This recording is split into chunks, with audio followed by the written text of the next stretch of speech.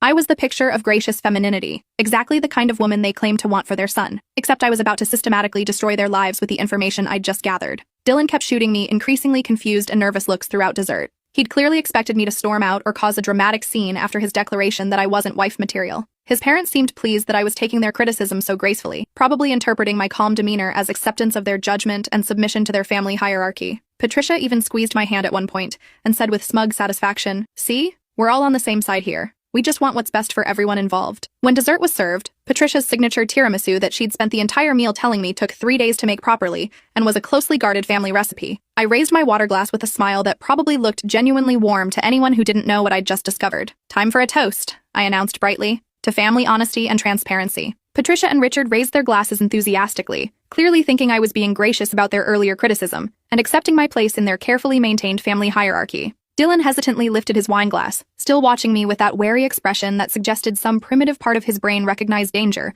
even if he couldn't identify the source. "Dylan," I continued, turning to face him directly with the same warm smile I'd been wearing all evening, "I want to thank you for being so honest tonight about what kind of wife material I am. It really opened my eyes to how this family operates and what you all truly value in relationships." He shifted uncomfortably, but nodded, probably thinking he'd finally gotten through to me, and that I was preparing to gracefully accept his judgment and step aside for someone more suitable. "So in the spirit of honesty and family transparency that you've all demonstrated so beautifully tonight, I think your parents should know some things about their son that might affect their opinion of who's really suitable for marriage in this family." I pulled out my phone with the same casual gesture I might use to show family photos and began reading from the screenshots with the same conversational tone I'd used to discuss their European vacation plans. Like how Dylan currently owes $43,127 in gambling debts to various online casinos, 3 different loan sharks who've been calling our apartment at all hours, and 2 cryptocurrency platforms that he's been systematically lying to me about for over a year. Patricia's wine glass stopped halfway to her lips, and I watched the color drain from her face in real time like someone had opened a valve. Her mouth opened slightly, but no sound came out.